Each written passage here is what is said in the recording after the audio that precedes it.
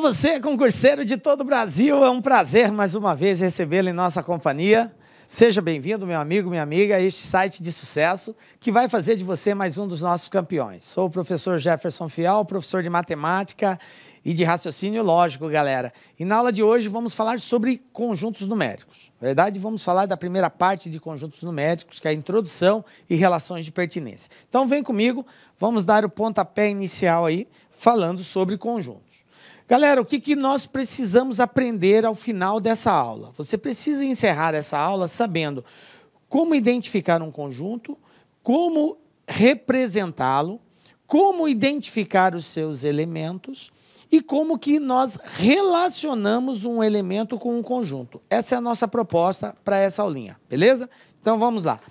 Primeiro, obviamente, a definição de conjunto numérico. Professor, o que é um conjunto? Conjunto, beleza. Conjunto é uma reunião, é uma coleção de objetos com características em comum, pessoas, animais e, no nosso caso, mais especificamente, conjunto de números. Esses são os elementos em comum. Beleza? Um exemplo aqui de conjunto seria, eu tenho aqui um conjunto de pessoas. Beleza? A palavra conjunto é utilizada de várias formas. Só que no nosso caso, na matemática, nós vamos fazer referência a números. Beleza. Como que eu represento um conjunto? O conjunto ele é representado por uma letra do nosso alfabeto latino, expressa na forma maiúscula, ok? Então você pode usar qualquer letra do alfabeto, A, B, C, até Z, só que expressa na forma maiúscula. Tranquilo? A, B, C. Então, como que eu procedo? Eu coloco a letra A e esse A representa um conjunto de valores. Bom, posso representar o A como sendo 1, 2, 3, 4. Beleza, então eu tenho um conjunto A com 4 elementos, que é o elemento 1, 2, 3 e 4. Veja bem, vamos identificar aqui. O A é a representação do conjunto, é o nome do meu conjunto. Isso aqui é o conjunto A. O 1, o 2, o 3 e o 4 são os elementos do meu conjunto. Professor, como que eu sei que o 1 não está junto com o 2? Eles são separados por ponto e vírgula. Observem aqui, ó, os elementos se separam mediante ponto e vírgula. Então, eu coloco um ponto e uma vírgula para separar um elemento do outro. Por que eu estou dizendo isso? Porque, às vezes, pode ocorrer de um elemento ter a sua representação na forma decimal. Exemplo, 1,5, 2,3... 4,7. Então, observe que 1,5 é um único elemento, 2,3 é um elemento, 4,7 é um elemento. E aqui eu tenho 3 elementos, que é o 1,5, que é o 2,3, que é o 4,7. Beleza? Então, tome cuidado com a vírgula e com o ponto e vírgula, porque o ponto e vírgula é que separa um elemento do outro. Beleza? Professor, e se colocar vírgula? Às vezes ocorre de aparecer, gente, mas não é o correto é ponto e vírgula. Beleza? Bom, então aqui um exemplo. Eu trouxe essa representação cujos elementos são letras, só para destacar o seguinte, quando eu uso letra nos elementos, essas letras são expressas na forma minúscula. Tranquilo? Beleza. Bom, um detalhe aqui bem interessante. Nós, dentro de um conjunto, temos os seus elementos. Pode ocorrer, de um determinado conjunto, ter o mesmo elemento repetido várias vezes. Pode acontecer isso, professor? Pode. Só que o que eu preciso entender é que o fato de um conjunto ter um elemento repetido várias vezes não o torna diferente de um outro na qual esse elemento aparece uma única vez. Vem comigo, olha só. Eu tenho aqui um conjunto x, x, x, y, y, z. E eu tenho um outro conjunto x, y, z. Observe que aqui apareceu o x 3 vezes, aqui apareceu o y 2 vezes. E ali não, apareceu uma única vez cada um. É isso que eu quero que você entenda, que isso aqui não é diferente disso aqui. Não é o fato de ter repetido os elementos que vai fazer esse aqui ser mais que aquele outro. É tudo igual, tranquilo? Então, a questão da repetição dos elementos não altera o meu conjunto numérico, beleza? Então, número de elementos de um conjunto. Galera, número de elementos de um conjunto recebe um nome técnico, chamado de cardinal do número. É muito importante a gente trabalhar, porque tem bancas que, quando faz referência à quantidade de elementos, ela usa a palavra técnica. Então, ela vai falar assim, determine o cardinal do conjunto. O que quer dizer cardinal desse conjunto? Cardinal desse conjunto quer dizer o número de elementos que esse conjunto contém. Ah, beleza. Então, vamos lá. Como que eu descubro a quantidade de elementos que um conjunto contém? Contando, gente. Olha só. Eu tenho aqui um conjunto A, cujos elementos são A, B, C, D e E.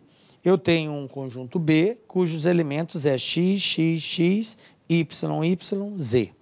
Vem comigo, ajuda aqui na contagem. Eu quero encontrar o cardinal. Como que eu represento? N de A. N, número de elementos do conjunto A. N de B, número de elementos do conjunto B. Quantos elementos eu tenho aqui no conjunto A? 1, 2, 3, 4, 5. Então, eu tenho 5 elementos. Está ali. Quantos elementos eu tenho no conjunto B? Bom, o aluno desatento vai fazer isso.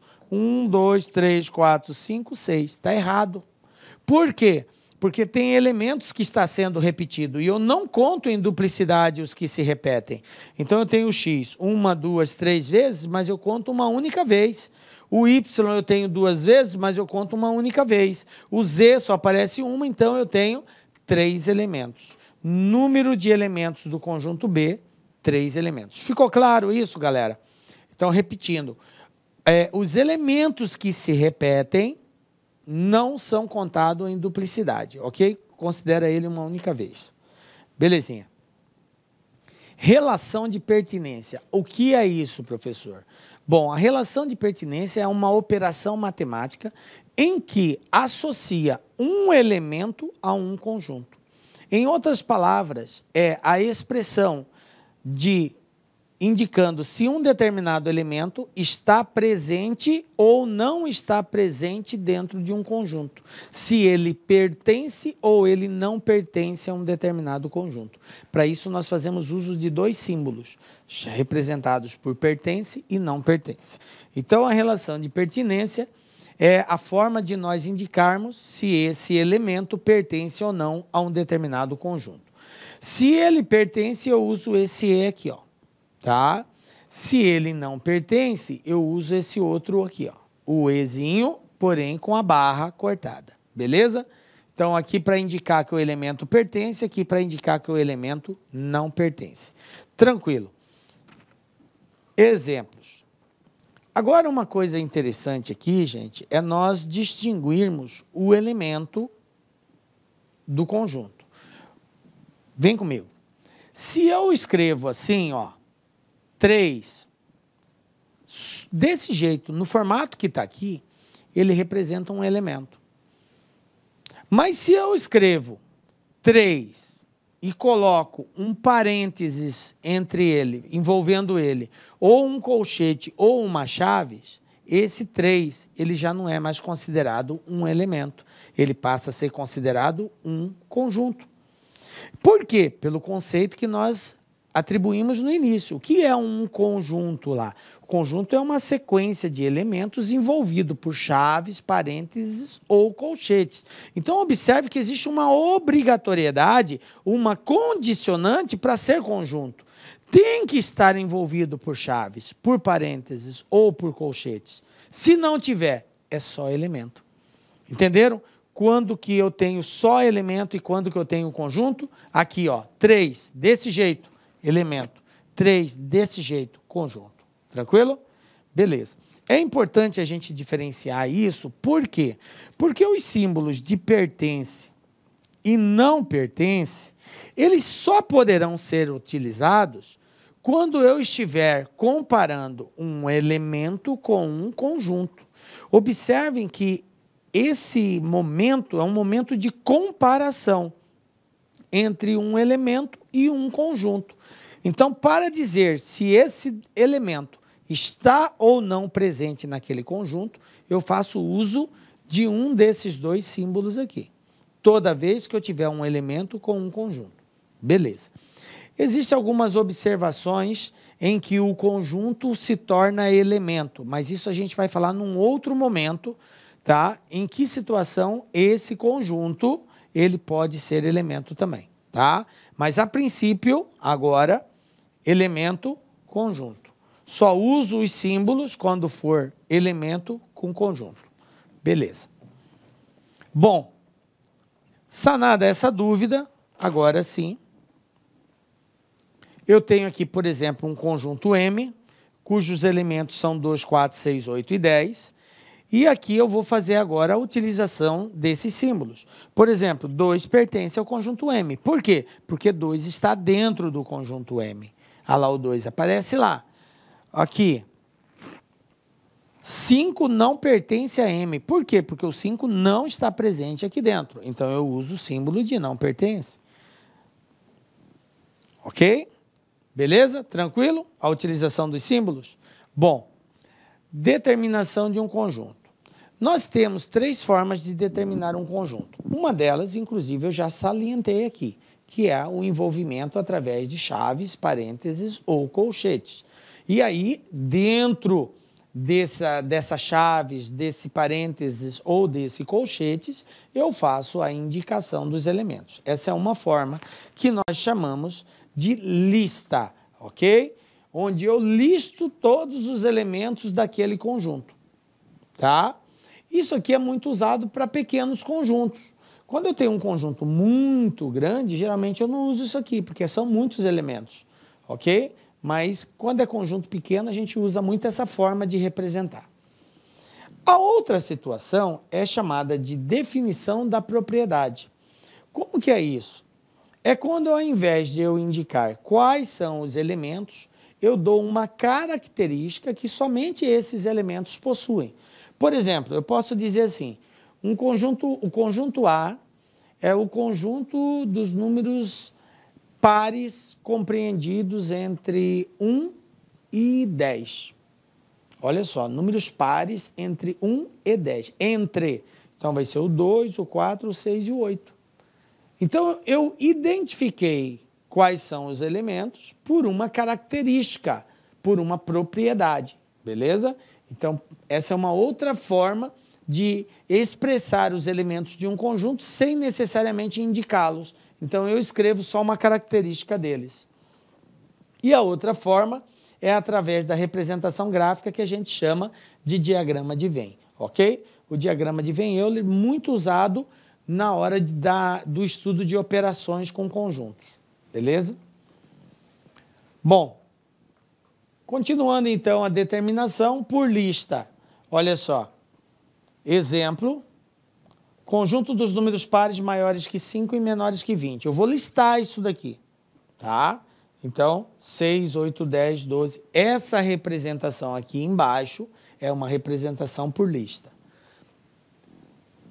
Números inteiros negativos ímpares menores que 10, tá? Números inteiros negativos ímpares menores que 10. Menores que 10, menos 9, menos 7, menos 5, menos 3, menos 1, ok? Negativos, então vou parar aqui, não vai continuar, porque ele quer só os negativos. Pronto, listei os seus elementos. Agora um exemplo de propriedade. Olha só. Essa é aquela que eu dou a característica do conjunto. Conjunto P, números inteiros positivos maiores que 2. Observem que eu não indiquei quem são os elementos desse conjunto, eu simplesmente dei uma característica. Ah, vai haver necessidade de, na hora de resolver o exercício, professor, eu fazer essa leitura e identificar os elementos? Sim, em alguns momentos sim. Aliás, na grande parte deles, sim. Então, quem é esse conjunto P? Esse conjunto P é os números inteiros positivos maiores que 2. Então, se é maior que 2, 4, 6, 8, 10 e aí vai. Olá, meus amigos, minhas amigas. Eu sou o professor Lá aqui com muito orgulho, muita satisfação Estou aqui para apresentar uma super proposta pedagógica específica para o concurso do Instituto Federal do Ceará 2021. É isso mesmo, edital publicado, edital na praça, e nós, claro, aqui da Lá Concurso, uma grande tradição em oferecer cursos para universidades federais e para institutos federais. Não podíamos deixar de fora dessa grande oportunidade. Então vem comigo, edital publicado, edital na praça, né? Nós teremos 3 grandes cursos. Nós teremos esse curso, que é o assistente em administração, teremos um curso focado para o cargo de administrador e nós teremos um curso também que é conhecimentos básicos, né, que é a parte da legislação e mais língua portuguesa. São 3 oportunidades aí para vocês estudarem conosco, né? Então vem comigo. Este curso, né, curso aí, né, bastante competitivo, focado no cargo de assistente de administração, por apenas 10 parcelas de R$ 90. O prazo de acesso, 90 dias, e o nosso Personal Coach começa no dia 11/10. Professor, o que é o Personal Coach? Personal Coach é a nossa metodologia, que é uma metodologia baseada na administração, que é o regime de metas. Quando uma pessoa trabalha em regime de metas, ela vai se motivando na medida do que cumpre as metas. Então, segunda-feira você tem uma meta, você foi lá, ficou no farol verdinho. Terça você tem outra, quarta e assim por diante. O que acontece? Lá no final do curso, você brincando com o regime de metas, ranking, a gente vai ranquear vocês. O que vai acontecer? Você vai ter lá um resultado super positivo, né? Digo para vocês, eu desconheço algum aluno nosso aqui da Lá Concursos que cumpriu 100% as nossas orientações pedagógicas que não ficou competitivo. Pode ter certeza disso. Se você cumprir nosso Personal Coach, você tem tudo para ficar competitivo. A data da prova é no dia 11/12, né? Muito curto aí, o edital aí não é muito complicado o conteúdo programático. As inscrições vão até o dia 7/10 e a banca examinadora é a banca IDECAM. Próximo cargo é o próximo curso nosso. Olha aí que barbada, 10 parcelas de R$ 15. Você vai ter língua portuguesa e mais conhecimentos gerais, que é a parte de legislação. Também prazo de acesso 90 dias, né? E o terceiro curso nosso é o curso focado para o cargo de administrador. Apenas 10 parcelas de R$ 40 e também tem um cargo, tem o Personal Coach, né? Olha, eu sempre gosto de tirar um print do edital. Aí, edital publicado, edital na praça, dia 8 de setembro. As vagas, né? Ó, administrador tem que ter curso superior à administração, mais registro no conselho, 2 vagas imediatas e no máximo aí nós temos aí 9 vagas aí para o quadro de reservas, né? Assistente de administração, no total 49 vagas. Ó, ensino médio profissionalizante ou médio completo, 49 vagas, né? Excelente oportunidade. Então, este concurso nós teremos no total 225, 49 vagas para provimento imediato, né? E no total 225 para ficar na fila de espera. Professor, como é que vai ocorrer essa prova, né?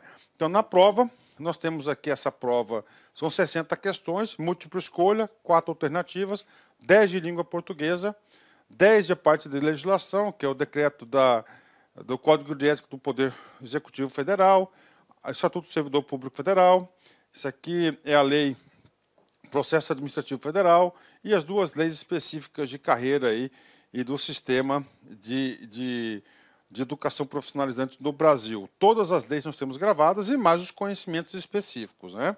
Este concurso, atenção, tem um prazo de validade de 1 ano, prorrogável por mais 1 ano, ou seja, 2 anos. Então, durante esses 2 anos, se você ficar ali entre os 225 alunos aprovados, né, no cadastro de reserva, digo para vocês que há possibilidade real de quê? De você ser chamado nesse concurso. Então, uma grande oportunidade. O nosso curso de língua portuguesa, que é o Conhecimentos Básicos, que é 10 de R$ 15, né? Você tem um curso completo de língua portuguesa, com o nosso grande mestre, professor Sidney Martins. Você tem legislação específica, todas essas aulas foram gravadas por mim, estão todas elas atualizadas, não tem nenhum artigo desatualizado. Eu acabei de fazer essa revisão, todas as aulas aí são super atualizadas, né, essas aulas nossas aqui, e já estão disponíveis na área do aluno, né? Assistente de administração, o que vai diferenciar o nosso curso? Exatamente o módulo de assistente em administração. Temos aí raciocínio lógico, informática, né? Noções de administração, tudo dentro de uma grade só. Noções de arquivo, ética e responsabilidade, noções básicas de legislação, que aí é somente a parte de contratos, né? Noções básicas, então parte de princípios, de prazos, né? Noções de administração, de direito administrativo. Então esses são os módulos aí para o cargo de assistente em administração. E o cargo de administrador, as matérias específicas, né? A parte aqui de administração é hoje licitação e contratos, né? Licitação e contratos, gestão de pessoas, projetos, regime jurídico dos servidores, que é o mesmo que está lá, eu acho que nem poderia estar esse item aqui, orçamento público e noções de informática. Então, essas aí são a grade prevista e nós montamos com base nessa grade o mais próximo possível. Tá bom, meus amigos? Então, esperamos vocês aqui na LAC Concursos. Forte abraço, tchau, tchau. Clique like.